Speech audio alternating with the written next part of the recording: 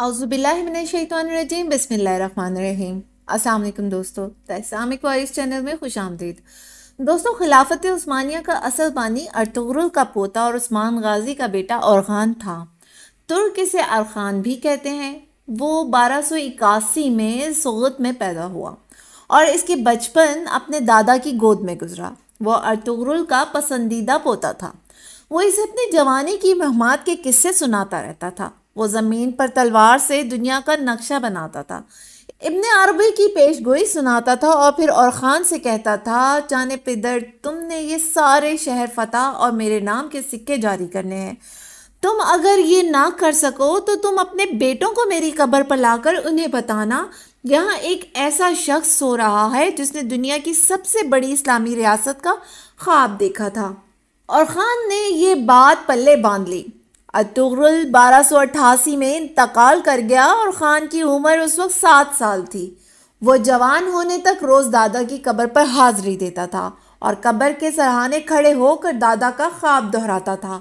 वो उस्मान गाजी के साथ मिलकर सुगत के दाएं बाएं मौजूद किले भी फतह करता रहा। सन 1300 ईस्वी में इलाके की चारों बड़ी रियासतें जवाल पसीर हो गई थीं। सल्जूक रियासत ख़त्म हो गई, सल्जूकी रियासत ख़त्म हो गई, अयूबी सल्तनत कमज़ोर हो रही थी, बाज़ंतीनी एम्पायर की ईंटें भी गिर रही थीं और मंगोलों का तूफ़ान भी सिमटकर चीन तक महदूद हो गया था। एशियाई कोचिक में इस वक्त गिरे हुए किलों, खाक उड़ाते शहरों, बिखरते महलात और गुजरे वक्त के नोहों के सिवा कुछ नहीं था। लेकिन आप कुदरत का मौजज़ा देखिए, इसी खूने आशाम दौर में दो नई ताकतें पैदा हो गईं। उज़्बेकिस्तान में अमीर तैमूर ने जन्म ले लिया और तुर्की में अर्तुगरुल का ख़ानदान सर उठाने लगा। अमीर तैमूर और आरखान दोनों के दौर में ज़्यादा फ़र्क नहीं। अमीर तैमूर ने खान के पोते यजीद यल्दरम को 1402 ईस्वी में अंगोरा यानी अनकरा में शिकस्त दी थी। ये दोनों ताकतें बहरान में उभरी और ये देखते ही देखते तारीख बन गईं। और खान ने 1326 ईस्वी में उस्मान गाजी के इंतकाल के बाद अनान इक़्तिदार संभाली। उस्मानी सल्तनत इस वक्त सुगुत से शुरू होती थी और 100 किलोमीटर बाद बुर्सा पहुंचकर ख़त्म हो जाती थी।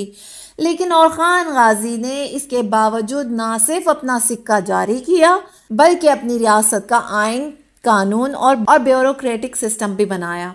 यह औरखान था जिसने अपने दादा अर्तुगरुल की दास्तान लिखवाई और इसके नाम का सिक्का जारी किया। ये अर्तुगरुल ख़ानदान ने फैसला किया था ये इस्लामी दुनिया के साथ छेड़छाड़ नहीं करेंगे, इनका फोकस बाज़ंतीनी रियासत बनेगी, लिहाजा ये सिर्फ उनके किलों पर हमला करते थे। और खान का अहम इकदाम यूरोप में दाखिला था। यूरोप में दाखिले के सिर्फ दो ही रास्ते थे, एक कुस्तुनतुनिया और दूसरा दर्रा दानियाल। दर्रा दानियाल केरासी रियासत का हिस्सा था और इस रियासत पर तुर्कों की ही हुकूमत थी। मसला ये था कि ये रियासत उस्मानिया सल्तनत के ख़िलाफ़ थी और काफ़ी मजबूत भी। मगर हुआ यूं कि करासी अमीर तुर्क की वफ़ात के बाद इसका बड़ा लड़का जानशीन हुआ, मगर अपने छोटे भाई को हुक्मरानी में हिस्सा देने की बजाय उसने उसे कत्ल करवा दिया। और खान ने छोटे लड़के का तरफदार बनकर करासी पर हमला कर दिया। इस हमले में करासी फतह हुआ और बड़ा लड़का फरार हो गया। चुनाचा 737 हिजरी में करासी पर और खान का मुकम्मल तौर पर कब्जा हो गया और खान ने बोरसा के बाद इज़नीक, इज़मीत और करासी के किले फतह कर लिए। आप अर्तुगरुल ड्रामे में बार बार निकोसिया और निकोमीडिया का जिक्र सुन चुके हैं। निकोसिया आजकल साइप्रस का दारुल हुकूमत है, जबकि निकोमीडिया यूनान का शहर था। दोनों शहर 14वीं सदी में अहम और बड़े होते थे और खान ने ये भी फतह कर लिए। ये इसके बाद साबिक सल्जूक रियासत के शमाल मशरकी इलाकों की तरफ बढ़ा और आधा अनातोलिया भी ले लिया और फिर ये आज के तुर्कमानिस्तान की तरफ बढ़ गया और इसका खासा हिस्सा भी काबू कर लिया। बाज़ंतीनी हुकूमत इससे घबराती थी। बाज़ंतीनी सल्तनत का बादशाह एंड्रोपिक स्वयं 1339 ईस्वी में इंतकाल कर गया। इसकी मलका का नाम ऐना था और इसका एक नाबालिग बेटा भी था। एंड्रोनिक्स के इंतकाल के बाद कैंटाकुजीन वाली बन गया, मगर कुछ अरसे के बाद उसने बादशाहत का ऐलान कर दिया। ये इकदाम बादशाह की बीवी और उसके बेटे के लिए बहुत नागवार था। इस वजह से इनके दरमियान जंग छिड़ गई। कैंटाकुजीन ने जब देखा कि वो शिकस्त से दो चार होने वाला है तो उसने औरखान से मदद की अपील की और इसके बदले में अपनी बेटी को औरखान के निकाह में देने का वादा भी किया। اور خان نے 6,000 سپاہیوں پر مشتمل فوج بھیج کر کینٹاکوزین کی مدد کی، جس کے بعد کینٹاکوزین نے اپنی بیٹی تھیوڈرا کا ہاتھ اور خان کے عقد میں دے دیا۔ اس طرح کینٹاکوزین کی رشتہ داری نے اس کو یورپ میں داخل ہونے میں بڑا کردار ادا کیا، کیونکہ قسطنطنیہ یورپ اور ایشیا کے بارڈر پر تھا اور اس کا بادشاہ خود کینٹاکوزین تھا۔ یہ پہلا ترک سلطان تھا جس نے گیلی پولی اور انقرہ فتح کر لیے۔ اس نے گورننس کا اپنا ایک ماڈل بھی تخلیق کیا تھا۔ اغوز قبائل جھنڈے کو سنجاق کہتے تھے، اور خان نے ریاست کو مختلف صوبوں اور ضلعوں میں تقسیم کیا اور ہر ضلع دار کو مختلف رنگ کا جھنڈا دے دیا۔ ان جھنڈوں کی وجہ سے اس کے ضلع سنجاق کہلاتے تھے۔ اس نے ضلع داروں کو اپنی فوج بنانے، علاقہ فتح کرنے اور ٹیکس جمع کرنے کا اختیار بھی دے دیا تھا۔ اس حکمت عملی کی وجہ سے اس کی فوج بھی مضبوط ہو گئی اور عوام بھی خوشحال ہو گئے۔ اس نے بے شمار مسجدیں، مدرسے اور کاروان سرائے بنوائے، اور وہ ایشیا کوچی کا پہلا حکمران تھا جس نے بورسا میں یونیورسٹی بنائی تھی۔ ناظرین، یہ بھی بتاتے چلیں کہ اورحان غازی کا سب سے بہترین کارنامہ ینیچری فوج کی بنیاد رکھنا تھا۔ انہوں نے اپنے دور میں ایسی فوج کی بنیاد رکھی جو ہر وقت اپنے سلطان کے لیے سر دھڑ کی بازی لگانے کے لیے تیار رہتی تھی۔ تاریخ میں اس فوج کو ینگچری یا ینیچری کے نام سے جانا جاتا ہے، جس کے سپاہی اپنے رشتہ داروں سے زیادہ اپنے سلطان کو عزیز رکھتے تھے۔ یہ ان عیسائی لڑکوں پر مشتمل تھی جنہیں سرکاری خرچ پر تعلیم دی جاتی تھی، اور خان نے یہ فوج اپنے بڑے بھائی اور اپنے وزیر اعظم علاء الدین کے مشورے پر قائم کی تھی۔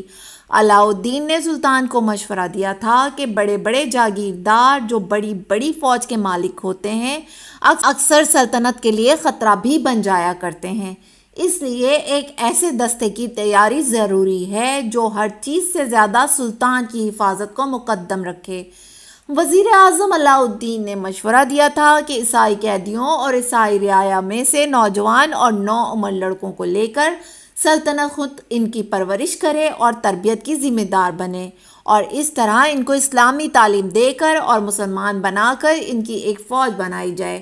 یہ فوج خاص شاہی فوج سمجھی جائے، ان لوگوں سے بغاوت کی متعلق توقع نہ ہوگی، اور ان نو مسلم نوجوانوں کے عزیز و وقار بھی یقیناً سلطنت کے مخالفت پر ہرگز آمادہ نہ ہوں گے، بلکہ ان کو مسلمان ہونے کی بہترین ترغیب ہو سکے گی۔ چنانچہ جب اس پر عمل درآمد شروع ہوا اور کئی ہزار عیسائی لڑکے لے کر ان کی تعلیم شروع کی گئی، تو ان لڑکوں کی عزت و عظمت اور شان و شوکت دیکھ کر عیسائیوں نے خود کوششیں کر کے اپنے نوعمر لڑکوں کو اس فوج میں بھرتی کرانا شروع کر دیا۔ ینیچری یعنی ینگچری کے فوجیوں کو سلطان کے بیٹے بھی کہا جاتا تھا۔ شروع میں جب 2000 نوجوان تعلیم و تربیت پا کر فوجی تعلیم سے فارغ ہو کر سلطان کے باڈی گارڈ قرار دیے گئے، تو سلطان ان کو لے کر ایک صوفی بزرگ کی خدمت میں حاضر ہوا اور ان سے دعا چاہی۔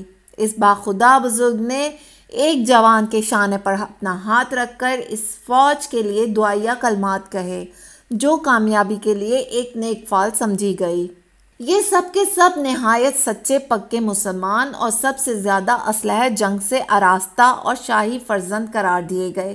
ینیچری میں شامل فوجیوں کو اپنے عزیزوں اور رشتہ داروں سے کوئی تعلق نہیں رہتا تھا۔ ناظرین، اگر اورخان کے کردار کی بات کی جائے تو وہ ایک رحم دل، درویش مند، علیم انسان تھا۔ رعایا کے ساتھ برابر کا سلوک کرتا تھا اور علماء کرام کی بڑی عزت کرتا تھا۔ اورخان کا بیٹا جس کا نام سلیمان شاہ تھا اور جو جانشینی کا حقیقی مستحق تھا اور جس نے گیلی پولی پر قبضہ کیا تھا، 1358 عیسوی میں شکار کھیلتے ہوئے گھوڑے سے گر کر جاں بحق ہو گیا۔ اورخان نے اس کی جدائی کا بہت اثر لیا اور دو سال بعد ہی 82 سال کی عمر میں 1361 عیسوی بمطابق 760 ہجری میں انتقال کر گئے اور بروسا میں ہی مدفن ہوئے۔ ناظرین، اگر تاریخ پر نظر دوڑائیں تو پتہ چلتا ہے کہ اورخان غازی کی 4 بیویاں تھیں، جن کے نام نیلوفر خاتون، اسپروچا خاتون، تھیوڈرا خاتون، اسفندی خاتون، اور ان کے بچوں کے نام مراد اول، سلیمان پاشا، شہزادے ابراہیم، شہزادے سلطان، شہزادے ایوب، شہزادے خلیل اور شہزادے قاسم تھا، جبکہ ان کی بیٹی کا نام فاطمہ خاتون تھا۔ فرحان غازی کی پہلی بیوی نیلوفر خاتون 11 حصار کے بازنطینی بادشاہ کی بیٹی تھی، جن کا نام پرنسس ہیلن تھا، جنہوں نے اورحان غازی سے شادی کے بعد اپنا مذہب بھی تبدیل کیا تھا، اور یہ ایک یونانی نژاد تھی جن سے ان کا ایک بیٹا پیدا ہوا۔ اور خان کے بعد اس کا بیٹا مراد اول سلطان بنا، اور اس نے سلطنت عثمانیہ کو حقیقتاً سلطنت عثمانیہ بنا دیا۔ مراد 30 سال حکمران رہا، وہ ان 30 برسوں میں 24 سال میدان جنگ میں رہا۔ اس کا ریکارڈ تھا، اس نے کوئی جنگ نہیں ہاری۔ امید کرتے ہیں کہ آپ کو آج کی یہ ویڈیو بہت پسند آئی ہوگی۔ ویڈیو اچھی لگے تو اسے لائک کرنے کے ساتھ ساتھ اپنے دیگر دوستوں کے ساتھ بھی شیئر کر دیجیے، اور ہمارے چینل دی اسلامک واریئرز کو سبسکرائب کرنا نہ بھولیں۔